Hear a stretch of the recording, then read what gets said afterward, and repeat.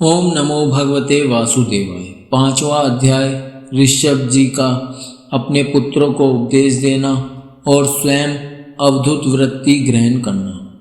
श्री ऋषभ देव जी ने कहा, पुत्रों, इस मृत्यु लोक में यह मनुष्य शरीर दुखमय विषय भोग प्राप्त करने के लिए ही नहीं है।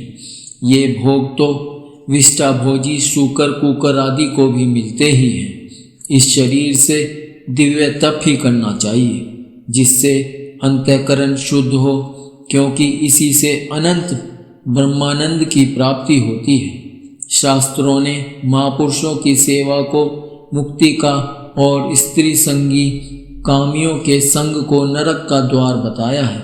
महापुरुष वे ही हैं जो समान चित्त, परम शांत, क्रोधहीन, सबके हित चिंतक और सदाचार संपन्न हो, अथवा मुझ परमात्मा के प्रेम के ही जो एकमात्र पुरुषार्थ मानते हो, केवल विषयों की ही चर्चा करने वाले लोगों में तथा स्त्री पुत्र और धन आदि सामग्रियों से संपन्न घरों में जिनकी अरुचि हो, और जो लौकिक कार्यों में केवल शरीर निर्वाह के लिए ही प्रवृत्त होते हों, मनुष्य अवश्य प्रमादवश कुकर्म करने लगता है।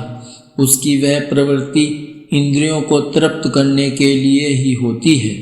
मैं इसे अच्छा नहीं समझता, क्योंकि इसी के कारण आत्मा को वह यह असत और दुखदायक शरीर प्राप्त होता है। जब तक जीव को आत्म तत्व की जिज्ञासा नहीं होती, तभी तक अज्ञानवश देहादि के द्वारा उसका स्वरूप छिपा रहता है। जब तक यह लौकिक वैदिक कर्मों में फंसा रहता है, तब तक मन में कर्म की वासनाएं भी बनी रहती हैं और इन्हीं से देह बंधन की प्राप्ति होती है। इस प्रकार अविद्या के द्वारा आत्मस्वरूप के ढक जाने से कर्म वासनाओं के वशीभूत हुआ चित्त मनुष्य को फिर कर्मों में ही प्रवृत्त करता है। अतः जब तक उसको मुझ वासुदेव में प्रीति नहीं होती, तब तक वह देह बंधन से छूट नहीं सकता। स्वार्थ में पागल जीव जब तक विवेक दृष्टि का आश्रय लेकर इंद्रियों की चेष्टाओं को मिथ्या नहीं देखता, तब तक आत्मस्वरूप की स्मृति खो बैठने के कारण वह अज्ञानवश विषय प्रधान ग्रह आदि में आसक्त रहता है और तरह तरह के क्लेश उठाता रहता है। स्त्री और पुरुष इन दोनों का जो परस्पर दाम्पत्य भाव है, इसी को पंडित जन उनके हृदय की दूसरी स्थूल एवं दुर्भेद्य ग्रंथि कहते हैं। देहाभिमान रूप ही एक एक सूक्ष्म ग्रंथि तो उनमें अलग अलग पहले से ही है। इसी के कारण जीव को देह इंद्र आदि के अतिरिक्त घर, खेत, पुत्र, स्वजन और धन आदि में भी मैं और मेरेपन का मोह हो जाता है। जिस समय कर्म वासनाओं के कारण पड़ी हुई इसकी यह दृढ़ हृदय ग्रंथि ढीली हो जाती है, उसी समय यह दाम्पत्य भाव से निवृत्त हो जाता है और संसार के हेतुभूत अहंकार को त्याग कर सब प्रकार के बंधनों से मुक्त हो परम पद प्राप्त कर लेता है। पुत्रों, संसार सागर से पार होने में कुशल तथा धैर्य, उद्यम एवं सत्व गुण विशिष्ट पुरुष को चाहिए कि सबके आत्मा और गुरु स्वरूप मुझ भगवान में भक्ति भाव रखने से, मेरे परायण रहने से, तृष्णा के त्याग से, सुख दुख आदि द्वंद्वों के सहने से जीव को सभी योनियों में दुख ही उठाना पड़ता है। इस विचार से, तत्व जिज्ञासा से, तप से, सकाम कर्म के त्याग से, मेरे ही लिए कर्म करने से, मेरी कथाओं का नित्य प्रति श्रवण करने से, मेरे भक्तों के संग और मेरे गुणों के कीर्तन से, वैर त्याग से, समता से, शांति से और शरीर तथा घर आदि में मैं मेरेपन के भाव को त्यागने की इच्छा से, अध्यात्म शास्त्र के अनुशीलन से, एकांत सेवन से, प्राण, इंद्रिय और मन के संयम से, शास्त्र और सत्पुरुषों के वचन में यथार्थ बुद्धि रखने से, पूर्ण ब्रह्मचर्य से, कर्तव्य कर्मों में निरंतर सावधान रहने से, वाणी के संयम से, सर्वत्र मेरी ही सत्ता देखने से, अनुभव ज्ञान सहित तत्व विचार से और योग साधन से अहंकार रूप अपने लिंग शरीर को लीन कर दे। मनुष्य को चाहिए कि वह सावधान रहकर अविद्या से प्राप्त इस हृदय ग्रंथि रूप बंधन को शास्त्रोक्त रीति से इन साधनों के द्वारा भली भांति काट डाले, क्योंकि यही कर्म संस्कारों के रहने का स्थान है। तदंतर साधन का भी परित्याग कर दे। जिसको ते मेरे लोक की इच्छा हो अथवा जो मेरे अनुग्रह की प्राप्ति को ही परम पुरुषार्थ मानता हो, वह राजा हो तो अपनी अबोध प्रजा को, गुरु अपने शिष्यों को और पिता अपने पुत्रों को ऐसी ही शिक्षा दे। अज्ञान के कारण यदि वे उस शिक्षा के अनुसार न चलकर कर्म को ही परम पुरुषार्थ मानते रहें, तो भी उन पर क्रोध न करके उन्हें समझा बुझाकर कर्म में प्रवृत्त न होने दे। उन्हें विषयासक्ति युक्त काम्य कर्मों में लगाना तो ऐसा ही है जैसे किसी अंधे मनुष्य को जानबूझकर गड्ढे में ढकेल देना।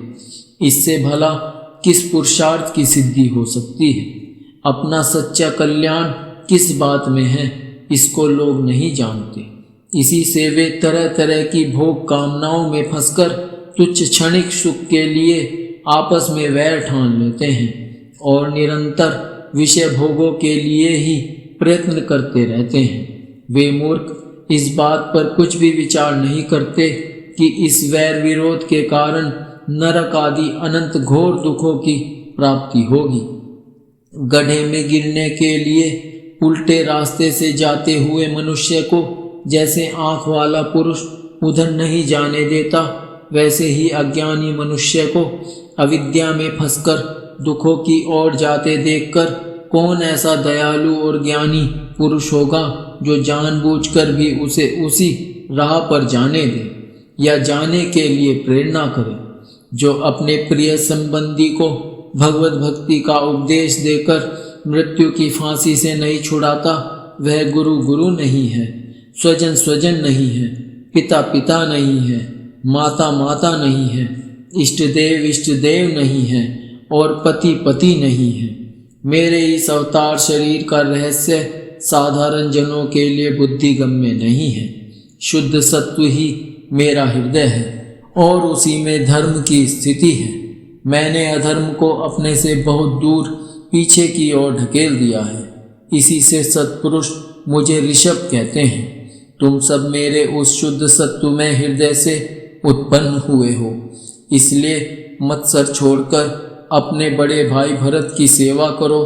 उसकी सेवा करना मेरी ही सेवा करना है और यही तुम्हारा प्रजा पालन भी है। अन्य सब भूतों की अपेक्षा वृक्ष अत्यंत श्रेष्ठ है, उनसे चलने वाले जीव श्रेष्ठ हैं और उनमें भी कीट आदि की अपेक्षा ज्ञानयुक्त पशु आदि श्रेष्ठ हैं। पशुओं से मनुष्य, मनुष्यों से प्रमथ गण, प्रमथों से गंधर्व, गंधर्वों से सिद्ध और सिद्धों से देवताओं के अनुयायी किन्नर आदि श्रेष्ठ हैं। उनसे असुर, असुरों से देवता और देवताओं से भी इंद्र श्रेष्ठ हैं। इंद्र से भी ब्रह्मा जी के पुत्र दक्षादि प्रजापति श्रेष्ठ हैं। ब्रह्मा जी के पुत्रों में रुद्र सबसे श्रेष्ठ हैं। वे ब्रह्मा जी से उत्पन्न हुए हैं, इसलिए ब्रह्मा जी उनसे श्रेष्ठ हैं। वे भी मुझसे उत्पन्न हैं और मेरी उपासना करते हैं, इसलिए मैं उनसे भी श्रेष्ठ हूँ। परंतु ब्राह्मण मुझसे भी श्रेष्ठ हैं, क्योंकि मैं उन्हें पूज्य मानता हूँ।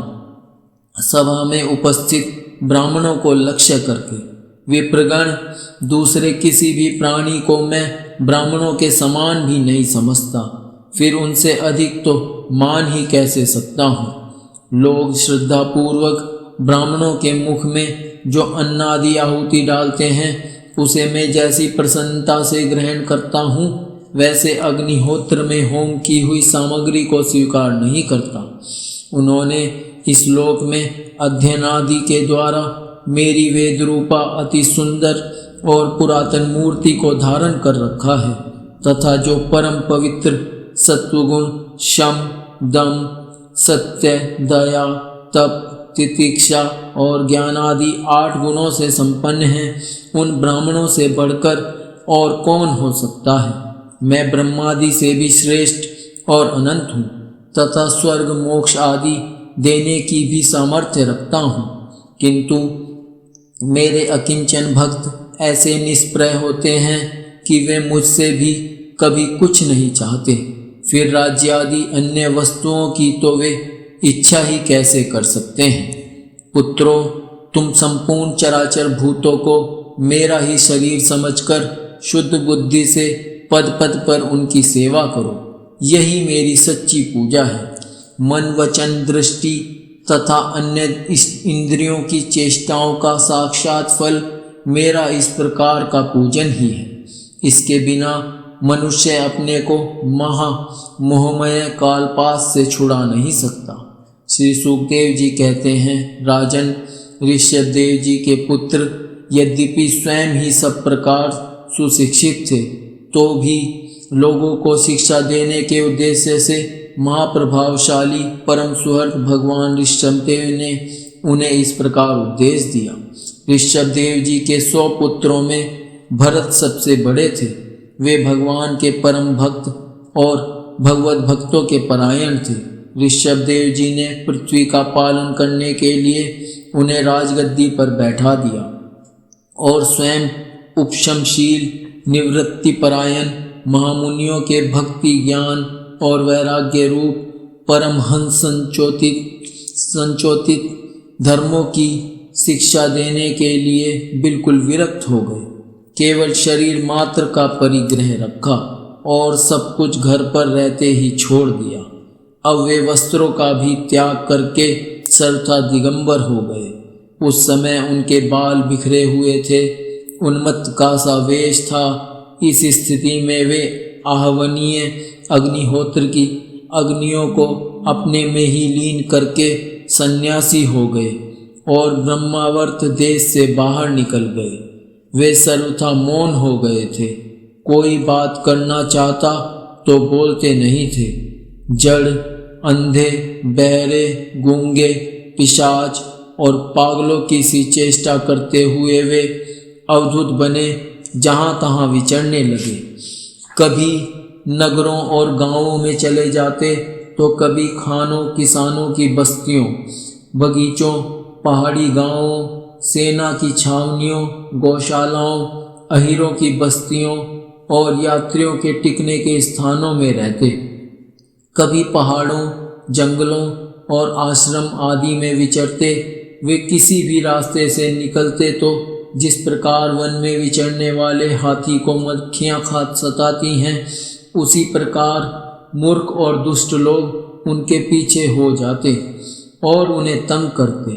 कोई धमकी देते, कोई मारते, कोई पेशाब कर देते, कोई थूक देते, कोई ढेला मारते, कोई विष्ठा और धूल फेंकते, कोई अधोवायु छोड़ते और कोई खोटी खरी सुनाकर उनका तिरस्कार करते, किंतु वे इन सब बातों पर जरा भी ध्यान नहीं देते। इसका कारण यह था कि भ्रम से सत्य कहे जाने वाले इस मिथ्या शरीर में उनकी अहंता ममता तनिक भी नहीं थी।